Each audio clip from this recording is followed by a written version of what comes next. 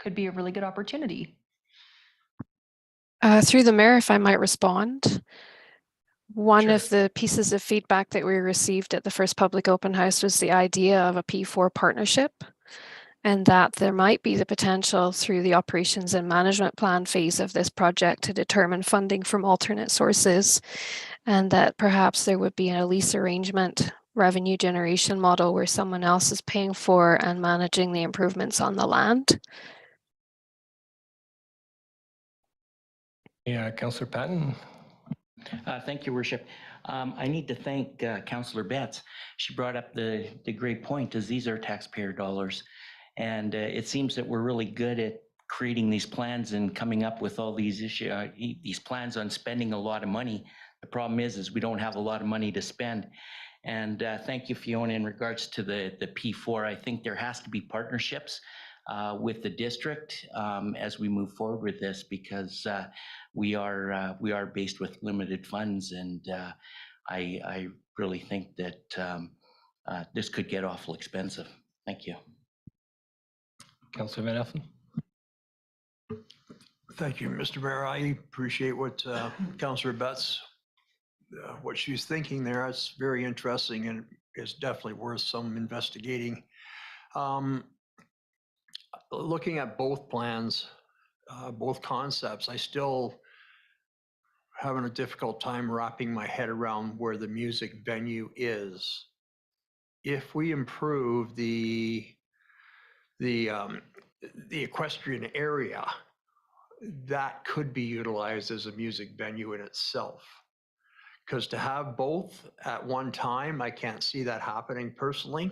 To have a concert and then having a rodeo or a equestrian event and people on loudspeakers, you know, at the equestrian event, then you have the rock music or the country music or whatever it may be in another venue. It's just going to clash, I think. So, I mean, in the shoulder seasons, you could have lots of concerts, as like the bluegrass people do.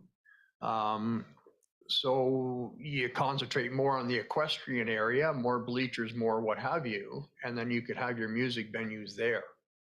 Just a thought. I just want to throw it out there, but to have, you know, separate locations, I think we should concentrate more on parking than possibly just designated areas like the music area. Thank you. Thank you. Field trips in order for sure. So I think we've exhausted all our comments. Is there anything else you need from us? No, thank you very much for this opportunity to provide council with an update. Now we look forward to returning with additional information. Okay, thank you. Lots of feedback there. Yeah. Okay, thank you very much. Do we need a motion of any sort to receive for information? Yeah. Councillor Van Elfen, second by Councillor Betts. All in favor? That carries. Moving on to 7.2, domestic second services. Our Director of Utilities, please. Thank you, Mr. Mayor. So the domestic second services. A few comments here just to kick us off. Just in summary, council requested that we bring this back to the council table after our review during the strategic planning. And staff reviewed the 2019 and 2020 council resolutions and looked at the council debate that we have recorded. And based on council debate and previous decisions, we've written this report and the choice letter that's in this report that we intend on sending to our DSS customers. We have no changes in our approach other than one detail, and that is that instead of sending choice letters to the customers that have less than half an acre, we would like to send choice letters to all of the DSS customers at one time. And there's a few reasons for that, but mainly it's for consistency. And we're concerned that if we send it to letters to the under to the half acre and under customers. And then over time, we administer the program. Maybe later on in future years, when we start to get to the 2 acres or the acre and a half level customers, things change over time. So if we were to send a letter to all of the customers at once, we can have some consistency there. Regarding next steps, in February, we plan, that is this month, staff plan to send the choice letter out to customers. So essentially right after this meeting, if council is happy with this report and our approach, we'll start to get those letters out this week and next week. And customers will have until March 31st to respond with their choice. So they have 3 choices, and that's all consistent with the past resolutions from council. Then for those customers who choose to disconnect their domestic second service, come April, when we have the irrigation turn on season, we simply will not turn them on. And we will begin to disconnect those customers one by one through the year. But come April, they won't be turned on. So they essentially are, as far as the customer is concerned, they are disconnected, although the physical disconnect will still be ongoing depending on works infrastructure, worker availability. But as far as billing goes, it'll be disconnected and they won't receive a bill for that service. At the same time, those who choose choices 2A or 2B, and that's to install meters for the second service, those people will have their irrigation turned on, and works infrastructure will schedule a meter installation. Now, that may not take place right away. It may not take place this year because there's 240 customers that we're dealing with here. So they could take months, years to get to, depending on our staff availability.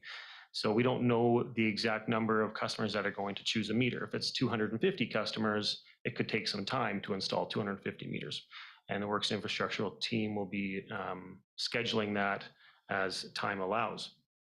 So come April, the irrigation turn on season, those customers who do choose to go with a meter will be turned on, and they will continue to be billed as they are today until we install their meter. And when we do that, they'll be billed the $3,500 that council decided in 2020 that we would bill them.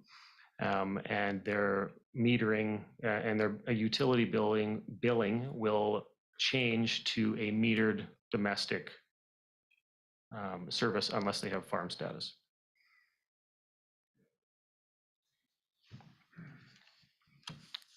Any questions? And Councillor Van Elfen has one. Thank you, Mr. Mayor.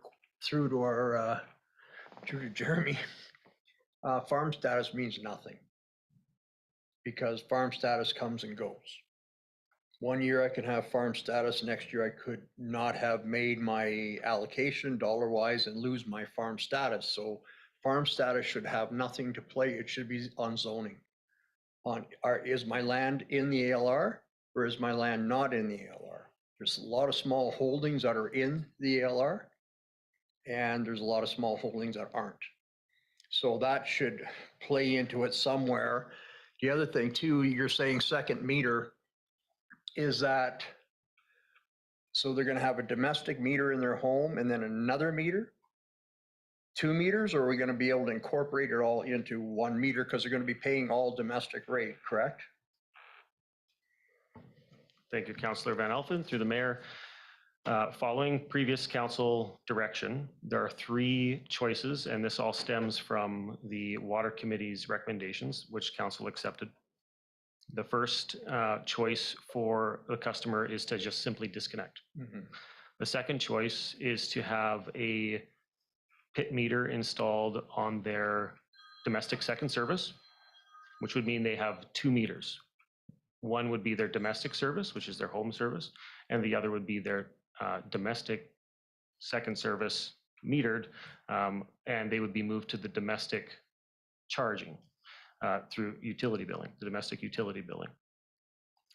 And the third choice is to have 1 pit meter and decommission their domestic service in their home. Now, all of those options are open to all of the domestic second service customers, including those in ALR or who may or may not have farm status. Previous council debate on the topic, council debated the farm status question. At the time, there were 3 of these properties that had farm status. Somewhere around 50 to 60% of the properties are in ALR. So quite a few of them are eligible for farm status, but need to make that $10,000 threshold under the current farm status rules. So only 3 have that currently, as of today. And as you say, that changes year by year.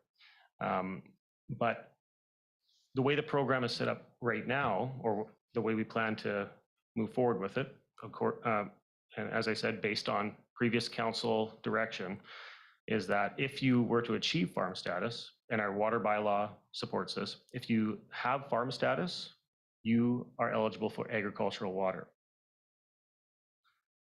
That's what the water bylaw says today.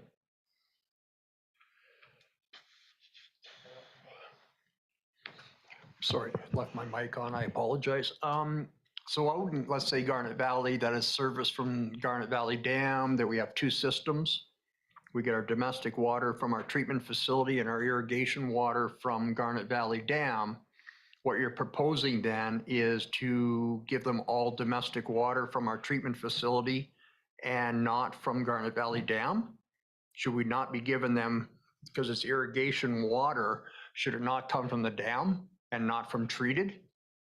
And same out in Prairie Valley, we've twinned that system.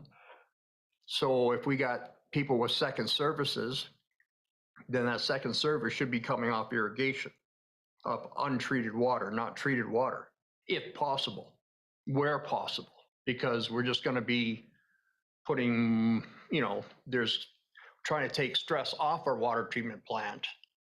And that's like the Garnet Valley, that's what we have out there. We're off the Garnet Valley water system for irrigation and not domestic. So that would be two different systems.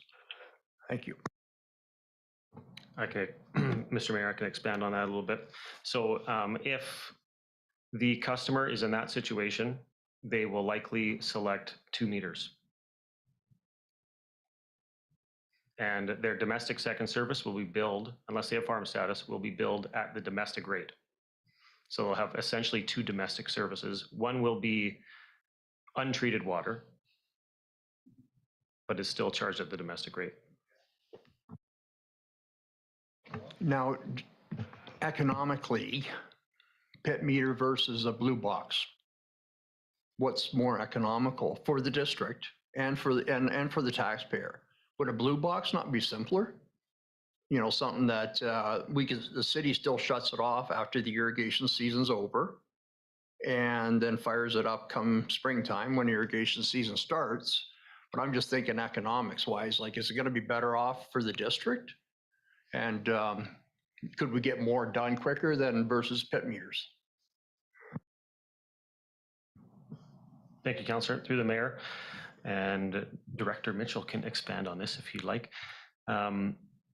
The blue box type of meter requires more maintenance for staff. So in order for us to offer the blue box to these 250 customers, it's possible quite a few will want that. And then we have more blue box maintenance going forward, which means we have to, because they're above ground, we have to blow them out or turn them off. Where the pit meter, we don't have to do that activity every year. So this would be less cost for the district to put in the pit meter, not capital up front, but the ongoing maintenance of that. And so right now, what we're proposing, and I believe what council's debated and discussed in the past, was that it would be a pit meter installation. That would be the choice for these customers, with the expectation that the majority of them will either go with a disconnect or be billed at the domestic rate. So it's essentially a domestic service. Councillor Barkle. Just for a couple of us that haven't been around as the rest of us, this issue is about 15 years old. It was the first thing on the council's agenda in 2014, and we flip-flopped, and it's been debated, and we settled on a good plan, and I still wholeheartedly endorse this plan. There was, prior to 2014, there was maybe about 5 years where these people weren't being charged at all. And then we started with a rate that was just at the irrigation rate, which wasn't exactly fair because they were getting an irrigation rate for watering their yards and such. And still there were screams of unfairness and such. So if we get complaints about this, they've had 15 years of cheap or even free water. People came down to City Hall and said, why aren't you charging me for this? You know, back in 2012, 13. So there's that part. There's one question I had though on the implementation. If they say they want a pit meter and they're willing to pay the $3,500, do they pay that right away to have their water turned on, or are you going to collect it once you're able to do the job? Because I kind of think you need to be able to get that $3,500 right away. Or they may just get with irrigation rates and then you don't, and then 2 years later when you can do that yard, they'll say, no, I don't want it. Thank you, Councillor, through the mayor. The choice letter that's in here is very clear on that point. We wanted to make sure that customers knew when they would have to pay. And the way it's written today is that they would pay upon completion of the meter installation. So let's say that's 2 years from now. We will be reaching out to those customers to schedule that meter installation because it may require some access to their home and to remove the old meter. And so at that time, we will have on record what their choice is, because everyone needs to decide by the end of next month, by the end of March. And when we get to their service, we will bill them at that time. Yeah, I can't remember for sure, but I when we went with a 4-year program, you know, under half acre, half to 1, 1.5, 1 to 1.5 and such. I think it might have been because of staff resources and such. So, I mean, if staff wants to do it this way, then that's fine. You know, what you can do and can't do. And then thinking about it again, and to sort of take back a little bit my words, maybe people, after they get this letter, they're not going to have $3,500 in their jeans right away, and they might want to think about it for a bit, so they can say, okay, I want the pit meter, and then continue to think about it or come up with the money, because that meter's not going to go in the next day. So I guess the way the letter's written now is, I can live with that.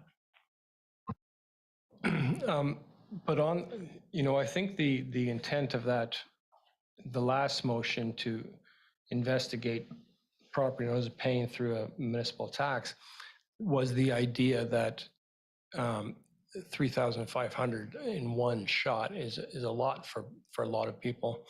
And is there any opportunity to pay through installments? So are we saying, no, there's no opportunity to pay it through installments at all? We just don't have that capability? CEO. Thank you, Mr. Mayor. And I think our finance director is on the line. He can answer this. It's in the report too. We did do the analysis.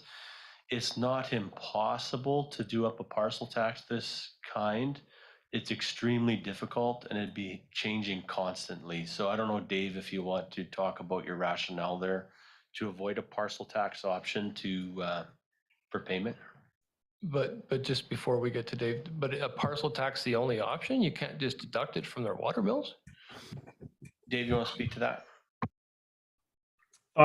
Through the mayor. So yes, the report itself speaks to the questions of council in the day in terms of the property taxes and the parcel taxes. And in terms of a property tax, just the way we bill property taxes in BC, it would literally be impossible to bill people through that type of a scheme. parcel taxes, as Graham mentioned, or CAO stat mentioned, is potentially a little more plausible, but administratively, it would be extremely challenging to administer. In terms of the comment the mayor's made in collecting money, I don't know, either on a monthly basis, might be a little more easy. It would probably require more paperwork. We'd need to get people to sign some documents to say that they're actually going to make their payments on a monthly basis over X amount of months and those types of things. Just trying to deduct a number off a utility bill or adding it to a utility bill would be more challenging, but potentially doable.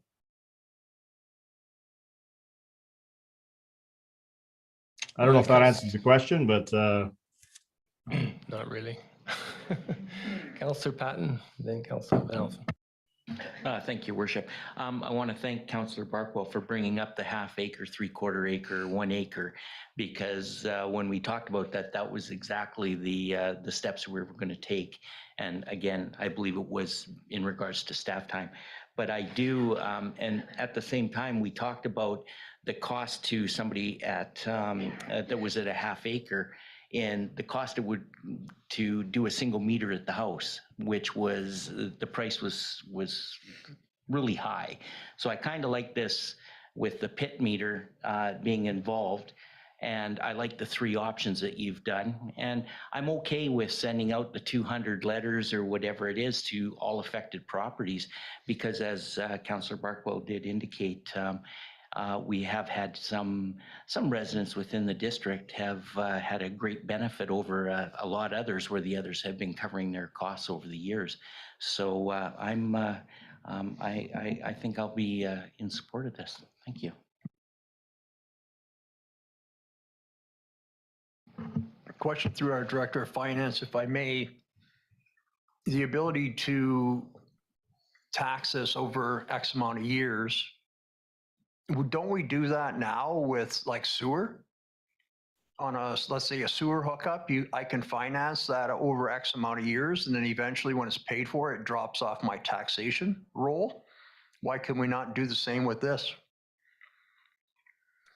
so through the mayor to Councillor Van Elfen, I think what you're referring to is probably what we call a local area service, where a specific area gets a sewer line put in. There's a process we have to go through. There's about 3 different bylaws that have to be written. Everybody within that service has to, well, 51%, if it's a petition, have to be on board in order to do that. And everyone gets charged the same amount until the cost is fully paid off. In this instance, we would, in essence, have to create 3 bylaws for every individual person who wanted to pay this thing over a 2 or 3 year span. It just administratively, it doesn't make sense to collect the funds that way.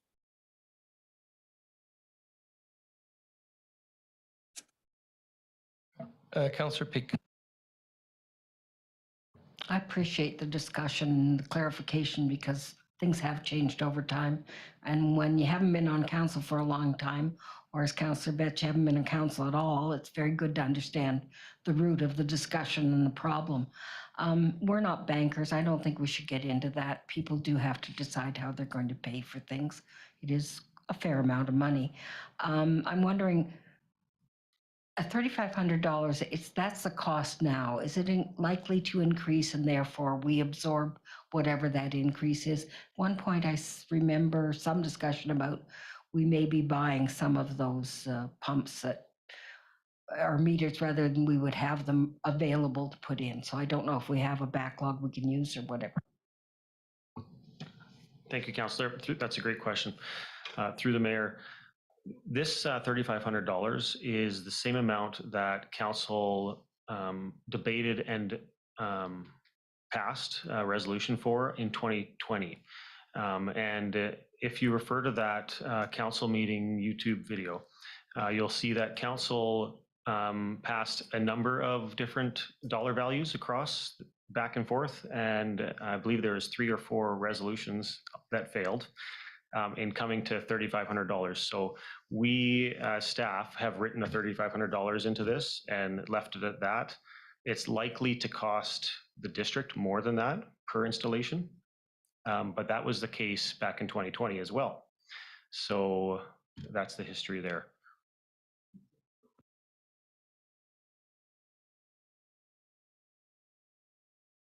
Okay.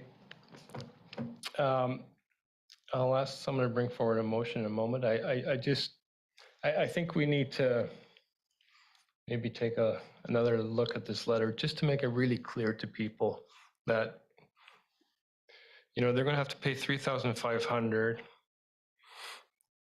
but you might not have to pay it now, but we don't know when you'll have to pay it. And so you might want to start saving up for it. I mean, we have that kind of message out, because people will think, okay, well, I can't afford $3,500 now. But if you're not going to do it for a year from now, you know, maybe I'll be able to afford it then. I mean, you have to, that's how, you know, people's thinking will go. And so I think we need to really be clear to people that that's the sort of thing that we're looking at. So, CAO? Thank you, Mr. Mayor. Good comments. And I guess my mind, we would never turn away payment if someone wanted to pay right now, right? So that's certainly a scenario we would accept. The scenario that I think there's some concern about is the people that can't pay right now. One option is, because we're sending out all the letters at once and we're going to be into a scheduling scenario, that, you know, maybe for some people that raise a flag and say, I'm going to have trouble paying right now, there's a conversation in terms of when we schedule that. So that could add time, right? In order to through a conversation, okay, we're going to do you next year rather than this year, they can start to plan without a formal mechanism of time to pay. The other option, I mean, hearing Dave, it's challenging but not impossible. We could do a time to pay type model through their water bill, I guess. Hesitant for that because of the introduction of the penalty that we now have there, and I think administrative challenges. You know, I almost think what would be better is to handle it on a case-by-case basis through some of the scheduling conversation, because we're probably working with a 24 to 36 month horizon on the scheduling anyways. And just for clarity, at this point, and I just want to circle back to this with Councillor Van Alphen, at this point, it has nothing to do with the zoning based on council previous decisions. The ALR, whether you're in or out, won't matter. It's going to be based on those other factors as previously described. So we would be rolling, unless there's a change that our council wants, and it certainly wouldn't be our advice that being in the ALR would exclude you from this program. Some people are filling swimming pools and that sort of thing with these unmetered sources in the ALR. So there's some abuse of that. I just think we need some clarity in the letter that, you know, it says that once the work's completed, you'll be invoiced the fee, but you know, it gives the impression it'll be done right away. And I think there needs to be some communication in there saying that, you know, it can be scheduled. We need to know now, but it can be scheduled further down the road, and we can arrange a time or something like that. So I've just opened up a whole bunch more questions here. Councillor, I think Trainer had one. It's Councillor Trainer, Barkwell, Betts. And I don't know if this will work or not, but I was just thinking, when people make their decision, they pay half and then they pay the other half when the work is completed. That just divides it up, but that might be too complicated. I'm not sure if that would be an option or not. Councillor Barkwell. I mean, I understand CEO Stats, what he has to say there, but I could see a real can of worms opening up here unless you've got a defined schedule of we're doing this neighborhood, then this neighborhood, then this neighborhood. People will be all saying, well, do the other guy first. Why me? You know, I don't want to put it out for my $3,500 now, well, somebody in Trout Creek isn't going to be paying until 2 years from now or something. I have a problem with, but maybe it's not going to be my problem. It's going to be staff's. But I would recommend you have a schedule that you are going to follow, and then try and put some fairness into this implementation. I'll hear what Jeremy has to say about that. Thank you, Mr. Mayor. We've thought about that, Councillor, and we share your concern. So we would likely follow an approach where we start with the smallest properties and go up from there. And that would be the sequential order to complete these. And so then with the expectation that the smaller properties are most likely to just disconnect, which is the case. So the larger the property, of course, they may want to keep that domestic second service because of all their irrigation or whatever their particular situation is. So that's staff's approach. It's not written into this letter, and it is consistent with previous council discussion on starting with the sort of half acre and below and moving up from there. So it does sort of follow the philosophy from that. Thank you. Councillor Betts? Thank you, Mr. Mayor. I think my point was very much going to be along the lines of what Jeremy is saying, is that the people under half an acre are going to be ideally the most likely to disconnect and not replace this service. And, I think that if it's a financial challenge, they aren't going to pay the $3,500. The option is to have the district pay to make it one service. So we're not leaving people without water. We're not leaving people in a situation where they have to pay. We are putting them in a situation where they have to pay for the water they use. Councillor Van Elfen? Thank you, Mr. Mayor. It goes back to what Councillor Barker was saying too, is, please don't do mine yet. Leave me to the end. But in the meantime, you're not going to turn my water on either, are you? You know what I mean? Like, that's the way it should be. Yeah, until you pay, you don't get water.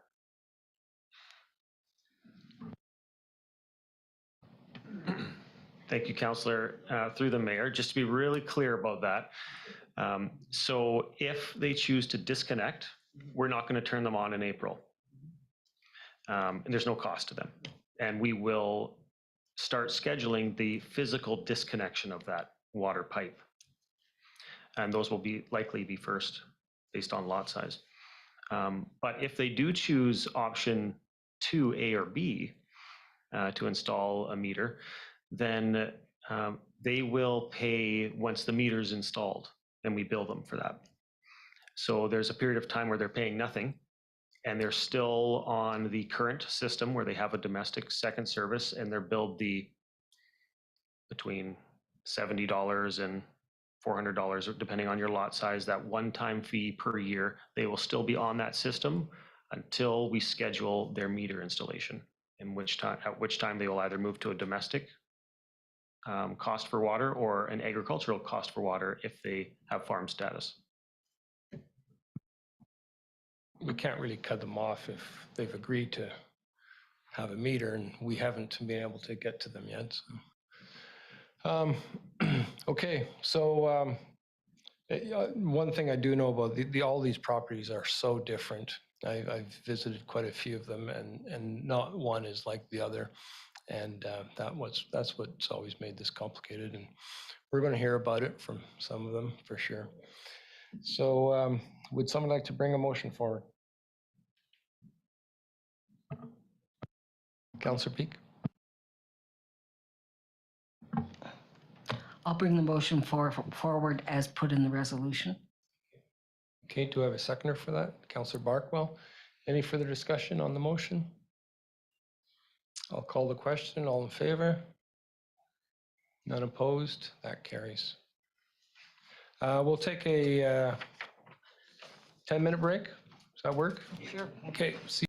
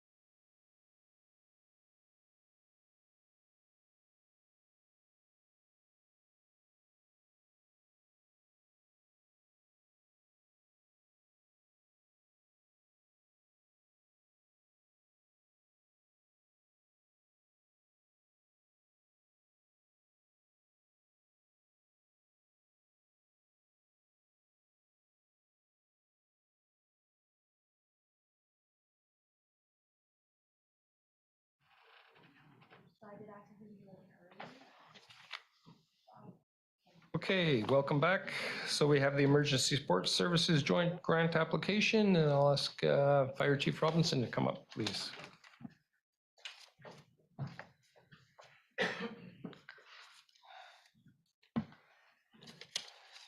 Good afternoon, Mr. Mayor, councilors. Thanks for having me. This grant is looking for a request for decision. It's much like the last grant that we've done in the past, just looking to add some more equipment to our ESS group. We're also joining up with the RDOS, Town of Oliver, Town of Princeton, and the Village of Karamias for the amount of $117,000. This grant is looked after by the RDOS, so it has no financial implications to the District of Summerland. Some of the things we're looking for is to modernize the supplies that ESS uses, the emergency support services. So we're looking for some laptops, some wireless printers, some protective bins, some grab and go bags, some backpacks that they will take on to the scenes that we ask them to, and also so that they look uniform. So we want them to have matching shirts and jackets and stuff like that. So that's what I'm looking for in this one. Okay, thank you. Council, any questions? If none, somebody wants to bring one. Oh, Councilor Barkwell.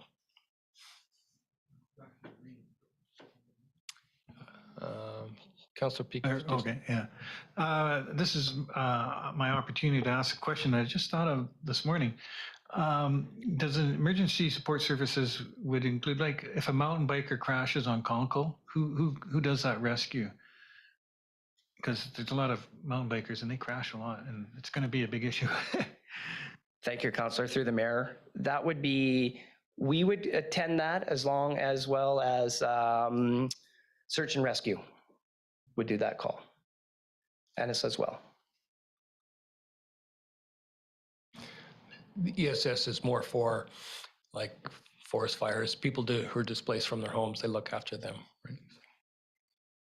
Right? Councilor Van Elfen. I'll move the resolution.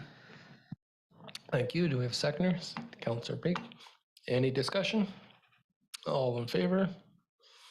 And that carries. And on to the next one, UBCM grant. Yes, I like my grants. So the UBCM grant for this one is in a community resilience investment grant. This is kind of a bigger one. It's just under $300,000, $199,973. This has a lot of wheels into this one. So it's part of, remember I received that, or the grant for the mitigation work outside of Summerland, just northwest of our town here. And was the $300,000 one. So what I'm looking to do here is to build on that in our own property. So this part of this grant is to complete some proactive wildfire stuff, kind of the northwest in our town area. So that's what this part of this monies would go to.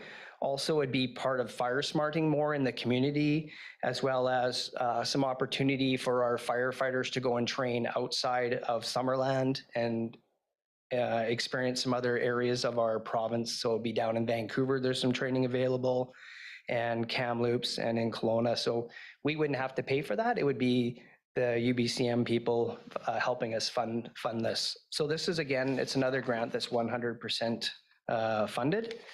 And some of the things, like I said, it just gives us a better opportunity to expand on our fire department. Okay, thank you. Councillor Van Elfen.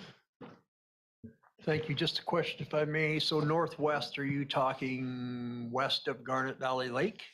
No, sorry, this would be Deer Ridge West. Deer Ridge West? Yeah. Perfect. Thank you. Any other questions? Councillor Van Elfen. Put the resolution forward. Thank you. Seconder, Councillor Patton. Any discussion? I'll call the question. All in favor? That carries. Thank you very much. Hope you get them. 7.6, the financial plan bylaw. Director of Finance, please. Thank you, Mr. Mayor. Over the past 5 months, council has been actively involved in budget discussions. November focused on the district's 3 utilities and included a virtual open house on December 5th. Skyrocketing costs, material shortages, and increased interest rates significantly impacted these budgets and created revenue deficits. In order to balance budgets, the district has ended the 10% early payment discount and has moved to a penalty-based system for all utility accounts starting with the January 2023 invoices. Water rates were also increased by 4.86% in order to cover new debt payments associated with the publicly approved borrowing for water main replacements on Giants Head Road. Sewer and electrical rates were not increased for 2023. To lessen the financial impact on residents, council resolved to match BC Hydro's $100 cost of living rebate. So therefore, Summerland residential customers will be receiving a $200 credit on their utility accounts and will be seeing these credits on their February bills, which will be mailed out in early March. January and February's focus has been on the general fund. Based on these budget discussions, the proposed financial plan includes a 3.76% property tax revenue increase. Now, of this amount, 2.12% was required to cover the new debt payments associated with the publicly approved borrowing for repaving of Giants Head Road. The general fund budget was presented to the public at the district's February 2nd, 2023 budget open house. We have received 4 written submissions from the public in relation to the overall budget, and these have been attached to the staff report. The overall impact of this financial plan to a residential home assessed at $899,744 is $440 annually, or $366.66 monthly. 36.66, sorry.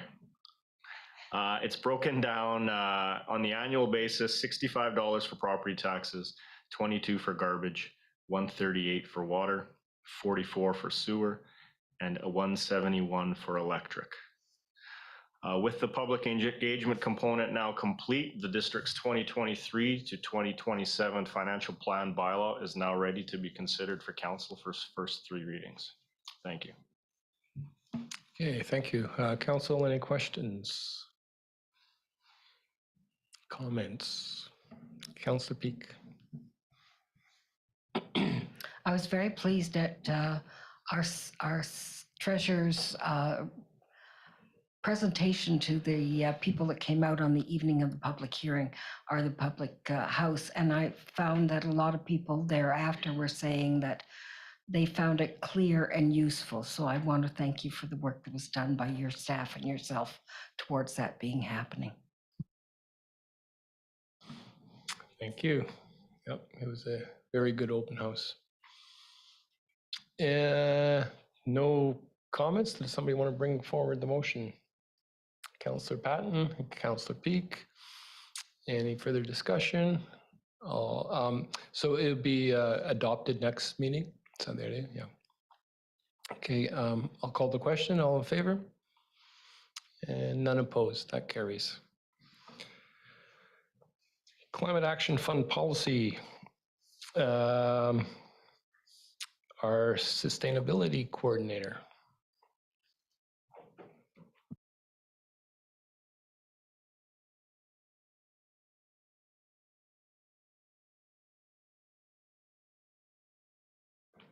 Okay, good afternoon, Council and Mayor. So I have a report here for Council's consideration to look at amending the Climate Action Fund Policy 200.3 with amendments to consider the new LGCAP program, as well as updates based off of climate plans that we've since approved, regarding emission reduction, as well as just general language that's updated to reflect current work today. As part of the report to council, the current policy, the redlined policy, and then the cleaned up policy is in the package. But generally, the amendments are meant to just address changes within the last 4 or 5 years or so that have come through. The LGCAP program has changed how money is supposed to be designated through local government, including looking at both community and corporate emission reduction, as well as including adaptation-based climate action and initiatives. So that is reflected in those amendments. In addition, because we are getting more funding from the province based off of their new program, some of the changes to the allocation percentages have also changed. So an increase in the first priority funding as well as the second and third. And then there's been an additional consideration for using the Climate Action Reserve Fund for staff wages. Back in 2014, the policy was originally created and that was amended shortly afterwards in 2018. So it's been a bit of time between those amendments and a lot of things have changed between then. Otherwise, staff are providing the recommendation for the policy amendments to be taken as they are and approved based off of the items in the agenda package. If there's any questions, happy to be here to answer them. Thank you. Any questions? Councillor Betts. Thank you, Mr. Mayor. Thank you, Odessa. I was looking at the part section D where you're talking about the different percentages having changed. And so one of them I noticed section D part 2 from 10 to 40% to provide for additional funding directed towards knowledge advancement. So reports, assessments, and engagement. So, one of the other times we discussed putting funds towards projects as compared to assessments. And I understand that one kind of leads to the other, but is this taking away from the project budgets to add additional funds to the reports and assessments? Through Councillor Retz to the Mayor, I would say it wouldn't, only because there is such a large proportion of the funding that's allocated to actual projects, as well as the fact that it is a first priority. So the policy can be read literally in the sense that if we are going to fund anything using the Climate Action Reserve funds, if there's a project that comes in that's more of an assessment based and it would be within that 40% range, but because it's a second priority, there may be less incentive for council to provide that funding, and that's at council's discretion at that point. Based off of just how it's written, again, there's still first priority funding allocated to larger projects on the ground potentially. I just on that point, in the RDUS, the conservation fund that they have that we all pay into, one thing, I find is that there's more and more of these kind of education projects or assessments which don't actually conserve anything, right? And they're being funded more and more, whereas, so you could argue that they're not really going into conservation. And I kind of feel the same with this, is that, the more we fund these things, it means they don't actually reduce emissions, the plans or studies or whatever. And it's better that money go into something that actually reduces emissions. And my question is, I don't really understand the difference when you look at the prioritization criteria for number 1 and number 3. So what is the difference between a project which is specifically to reduce emissions and increase resilience and adaptability, or a project that's not the primary goal, but it still does that? I mean, you're still achieving the same thing. And shouldn't we be moving into a world where we're a world of number 3, where everything we do should be part of what we do? If we build a new swimming pool, it should also be reducing emissions. It's so I don't quite understand the difference, and why, just because you're doing something that's not the primary goal is to reduce emissions, but it does reduce emissions, why it has such a low ranking. I guess, for the criteria? Through the mayor. So maybe I'll address 2 or 3 things here. So first of all, just to kind of better explain that. So you are correct. It is meant to supply funding for projects, maybe that its primary intent is not necessarily to strictly just reduce emissions.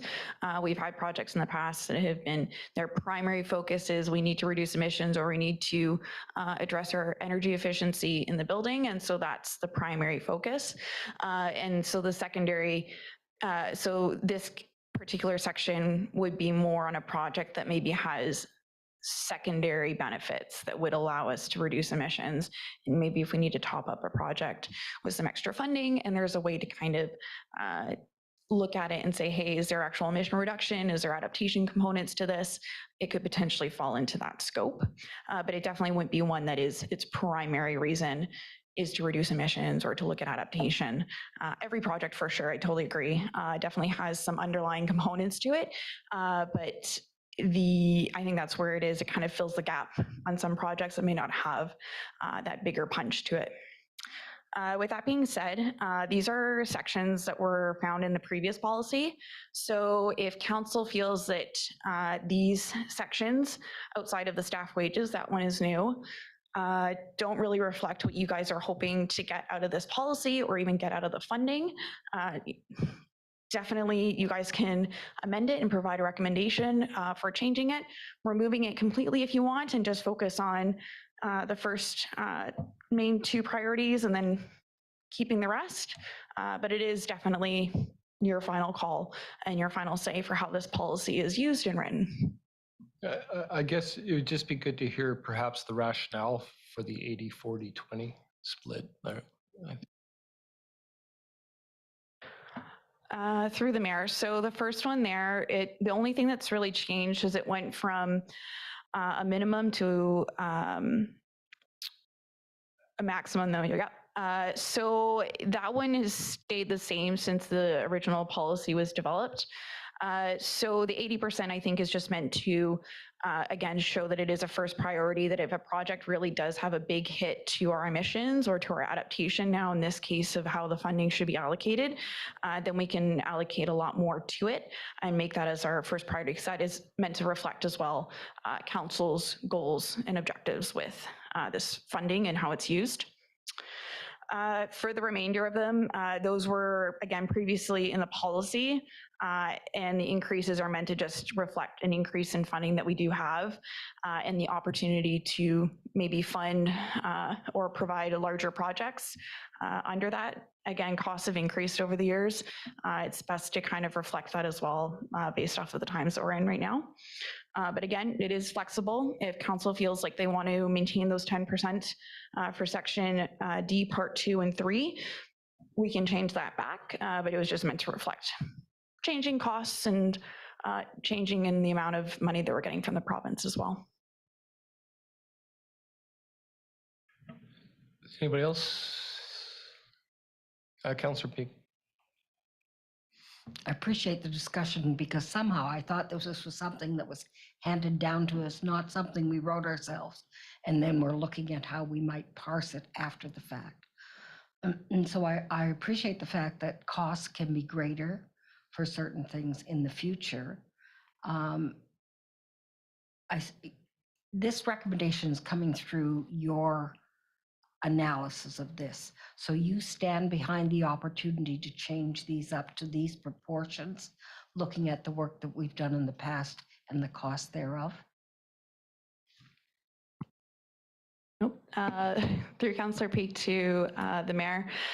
Yes, I think because the program is also expanded to more than just corporate emission reduction, we're now looking at community-based emission reduction and adaptation. All 3 of these first 3 sections are going to be funding a potentially larger breadth of projects that could come down the line and that are necessary for the district to continue working towards our climate actions and initiatives, as well as how they align with council priorities. If I may, Mr. Mayor. Thank you very much. I appreciate that restatement. My question is around the 50% for wages. Is that for a full-time staff person, or does it then get applied to consultant costs or whatever might be? Through Councillor Peak to the mayor. So I clarified that with the representatives at LGCAP. So it could apply to my position because it is a sustainability coordinator position. It's meant to apply to only positions that basically help work towards climate adaptation, climate mitigation, anything that is specifically climate based. So consultants would not fall under that purview. Staff that maybe work on a project but are not directly I guess, directed to be doing more climate work would not apply either. CO Stat. Thank you, Mr. Mayor, and through to Councillor Peak. And in the 2023 budget, we have built in a component which 50% of Odessa's wage is covered by the program now based on this new criteria. So, yeah. Thank you, Odessa. Appreciate your help. I think it's really great that your position, and basically your position is in there. It's a way of providing sustainability to the sustainability coordinator position. So, but the 50%, again, where does that come from? Is that just because that's what we put in our budget this year, or is there, I guess, what is the thinking of why 50%? Why not 100? Why not? Through the chair. So that was just based off of the discussions that happened at the senior management level and for consideration of having half of mine, my current wages covered through that. Again, very flexible, can change if we want to do less or more. I think that might be a discussion at the financial level as well that I'm not really purview to, but 50% was decided with other folks in mind. CO Stat. Thank you, Mr. Mayor. This is a good question. And it was, I guess I'll say, a game time decision I made getting ready for that 2023 budget. Part of my thinking there is retention and attraction as well for this position. And if somebody's entire wage is based on a program, which itself, may change and decisions are made by another government, I think it offers some certainty for that position that the district has funds set aside out of their own budget as well, beyond just the LG cap. But certainly could change in the future if council wants to go that way. That's why we did it this year at 50%.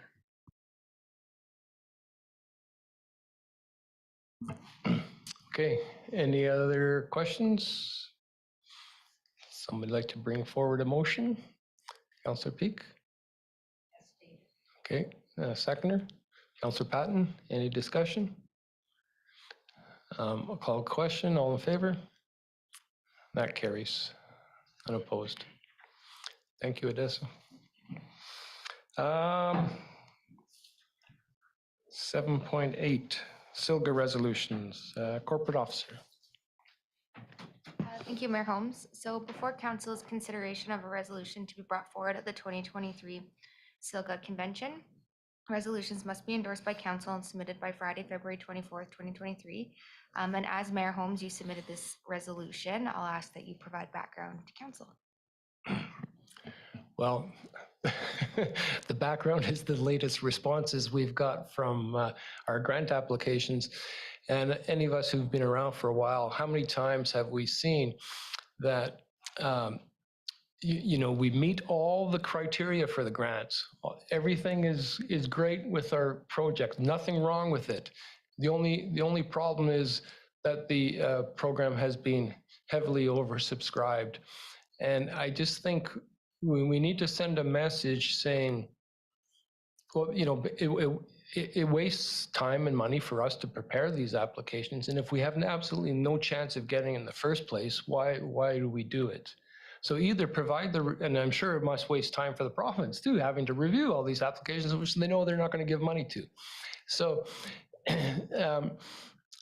so either resource these programs, what you expect the demand will be for them, or change the criteria. I mean, it's one way or another. It's become almost.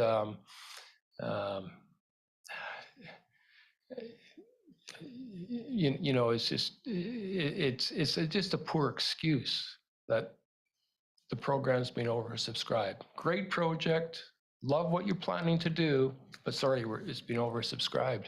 And it's not just one grant fund, it's all of them. It's like this for all the time. And we're not, I don't think it's unique to Summerland. I think it's across the whole province. So it's just a way to raise that raise the attention to the province that, you know, come on, let's do something about this one way or another. Councillor Barkwell, then Van Alphen. So, I mean, the province will probably say that, well, the demands and requests are from municipalities is a bottomless pit, and so we could never fund it all or something. So is there a way to improve the process? So as you said, that a lot of resources on both sides are not wasted on a whole pile of applications, of which, you know, some large percentage are going to be denied.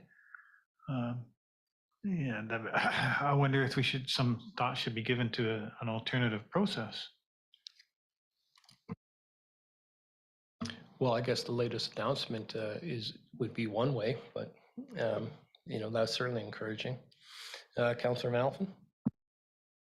Thank you. I like where you're going with this. I like to see this go through to Silga. You wonder, you know, how many times we've been told it's a great application. Sorry, it's been oversubscribed. So what do? Throw them in a hat? Pick out the ones and then say you're the winner and you had a really good application, but you don't get it. Like, it makes no sense to me. And the amount of work staff puts into these applications is huge. So I agree. We need to send some type of message. Thank you. Councillor Beek. I agree. It is a little bit like the hamster wheel. We're all cogs within the system and we work within the system that's presented to us. Is there an opportunity to include in the motion that we're looking for an alternative funding process? Or do you want to leave it open-ended the way it is? Just because this way it's an observation. I think there have been motions before about alternative funding processes, and then again, probably the latest fund is in a response to that. My feeling is, you know, tell the province there's a problem with your with your model here. Why don't you do something about it?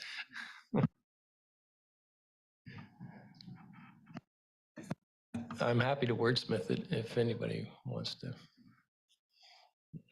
make improvements.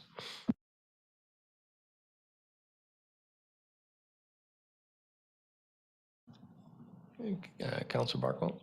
Yeah, I was just thinking perhaps you could just add a few words right at the end and say, or somewhere in there, say, ensure funding is more adequately resourced and the process improved to in terms of efficiency. That's pretty open. I mean, I could go on and say, well, you know, you better define your criteria so that, you know, you get fewer applications or something like that. But so how about, so be it resolved that UBCM requests the provincial government to review its granting process and ensure its funding programs are adequately resourced, something like that. Would that work?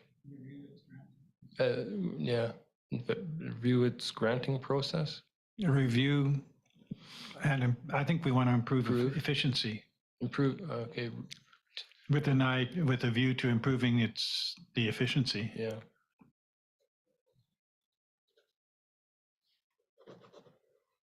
As the former grant, you were involved, Chief CAO, in awarding funds at one time, weren't you? How would you view this?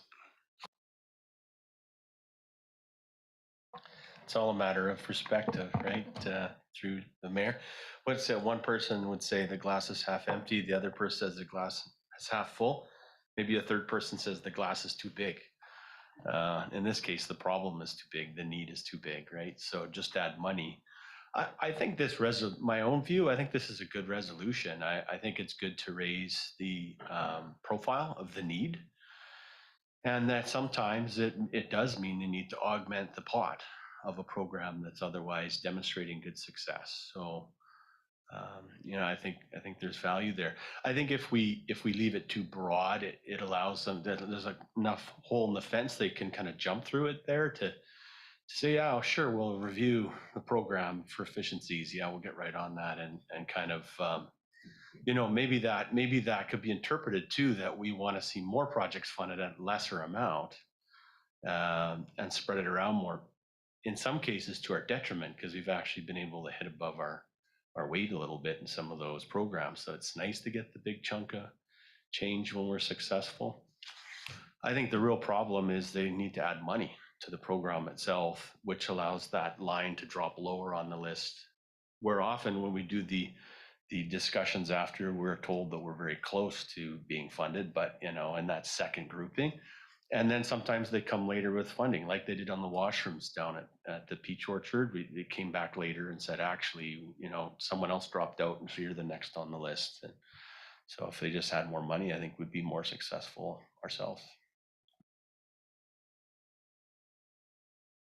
So leave it, or you want to make an amendment? Councillor Barkwell.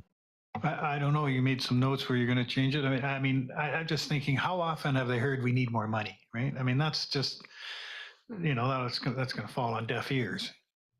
So there's two aspects. So there's getting more money, more grants, or there's the aspect, as you say, of wasting resources on applications. So do we want to address both questions, or just we want more money? Need more money, that'll solve all our problems. Yeah, CEO Stat. Yeah, thanks, through the mayor. One thing that came up earlier, so further to your point, one thing that came up earlier in the discussion was sometimes it'd be nice to be able to reach out to know if we are going to place in sort of a strong way based on their current provincial priorities. There's a major grant, which I'll remain nameless right now, that we just did that on to say, okay, like before we put all this time into this thing, which is a sizable grant for a council priority, can we have a conversation and you can tell us, like, is this something that will be funded or won't be, like a thumbs up or thumbs down, generally speaking, at a conceptual level before we go through all the work? We got the answer back, and the answer was, well, of course we couldn't presuppose any grant and any. Yeah. So maybe part of it is there a way to have that kind of conversation? Maybe that's to save that effort in the cases where what we might be proposing is a real stretch, and they could just have the honest assessment. So if from a process piece, maybe there's some way, it'd be hard to write that in here, but maybe we could describe something in the SILGA conversation when it comes up for further dialogue at that place. Food for thought. So that would, though, be reviewing the process in a way, right? Yeah.